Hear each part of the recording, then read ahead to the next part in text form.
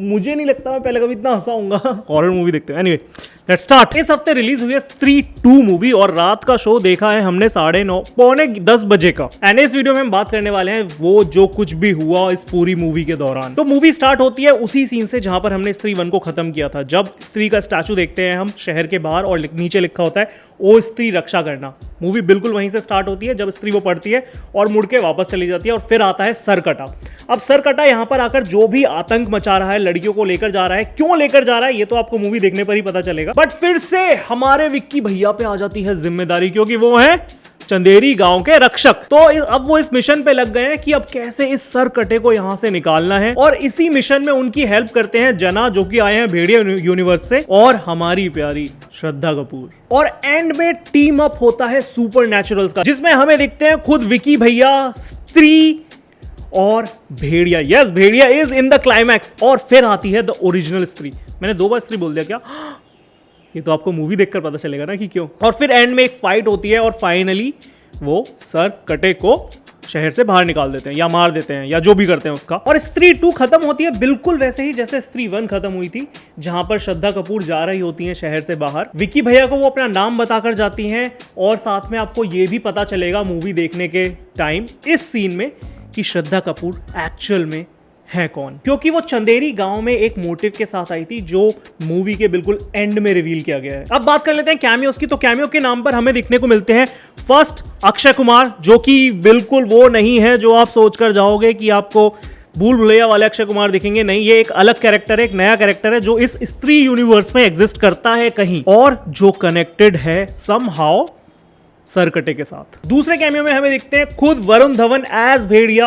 वो क्लाइमैक्स में ही आते हैं, obviously big fight, big wolf चाहिए ही हमें। एंड तमन्ना भाटिया, जो आपने शायद देखी होंगी आज की रात सॉन्ग में, बट उनका रोल उस सॉन्ग से काफी बड़ा है और एक्चुअल में इट मेक्स अ डिफरेंस। तो ओवरऑल मूवी का एक्सपीरियंस कैसा था? आई वुड से कि this would be the perfect example of कि आप हॉरर में कॉमेडी कैसे दिखा सकते हो। Because to be honest, first half में हमारी हंसी कंट्रोल ही नहीं हुई।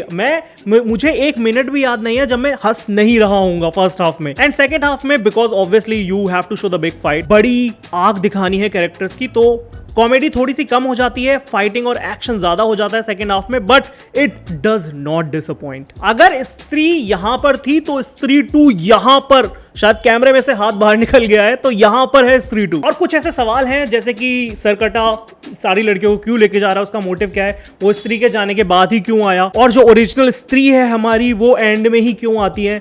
बहुत सारे क्वेश्चन हैं जिनका आंसर आपको मूवी देखने के बाद मिलेगा, और बहुत सारे क्वेश्चंस ऐसे भी होंगे जो आपको मूवी देखने के बाद भी नहीं मिलेगा। जैसे कि बहुत बड़ा एग्जांपल है श्रद्धा कपूर का नाम क्या है, वो नाम वो विक्की भैया को बताती हैं, बट हमें नहीं पता अभी तक, sadly. The best thing about this movie is, सबसे पहली मूवी का बैकग्राउंड म्यूजिक। बैकग्राउंड म्यूजिक का काम ही होता है आपके एक्सपीरियंस को एनहांस करना, एंड इस मूवी में हर सीन में जो परफेक्ट म्यूजिक की चॉइस की गई है, जो भी इसका म्यूजिक डायरेक्टर होगा, guys hats off to you. दूसरी चीज जो मुझे बहुत अच्छी लगी वो थी इस मूवी की राइटिंग, बिकॉज एक के बाद एक जोक्स हिट करते हैं और वो आपको सच में हंसाते हैं। और अगर आप ये सोच रहे हो सिर्फ स्त्री यूनिवर्स से ही रिलेटेड जोक्स है, तो नहीं, वो रियल वर्ल्ड पर भी जोक्स मारते हैं और वो उतने ही फनी होते हैं। तीसरी चीज जो मूवी के बारे में बहुत अच्छी थी वो थी डायरेक्शन। जिस तरह से भेड़िया, मुंजिया एंड स्त्री को कनेक्ट किया गया है, क्योंकि जो 2 पोस्ट क्रेडिट सीन आपने देखे थे, भेड़िया का पोस्ट क्रेडिट सीन और मुंजिया का पोस्ट क्रेडिट सीन, वो इस मूवी में एक्चुअल सीन्स हैं। सो ओवरऑल एक्सपीरियंस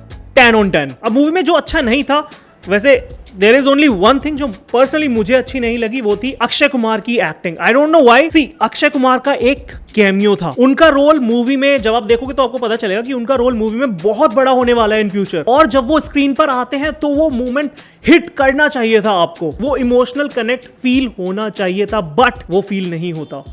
मूवी में बहुत अच्छे सीन्स है, बहुत अच्छे through out the movie, but जो अक्षय कुमार की एंट्री और वो पूरी कन्वर्सेशन होती है अक्षय कुमार की बाकी लोगों के साथ उस पर्टिकुलर सीन में, जो 2, 3, 5 मिनट का सीन है, वो सच कहें तो मूवी का आई वुड से कि बिलो एवरेज सीन रहा होगा। पता नहीं, शायद पैसे कम दिए हो, बट यस, थोड़ी सी डिसअपॉइंटमेंट हुई अक्षय कुमार की एक्टिंग को लेकर, या पर्सनालिटी शायद उनकी ऐसी दिखाने की कोशिश की गई हो। It did not feel right to me. बाकी और भी बहुत चीजें हैं मूवी में जिनके बारे में हम अलग अलग वीडियोज में बात करेंगे, but this is a must watch movie. अगर आपने अभी तक नहीं देखी है तो जाओ, छुट्टी है, वीकेंड में देखो and it will not disappoint you because I can freely से ये अभी तक की बॉलीवुड की बेस्ट हॉरर कॉमेडी मूवी है। और रिव्यूज देखने के लिए और मूवी के डिस्कशंस देखने के लिए चैनल को सब्सक्राइब कर लीजिए। मैं आपको मिलूंगा नेक्स्ट वीडियो में।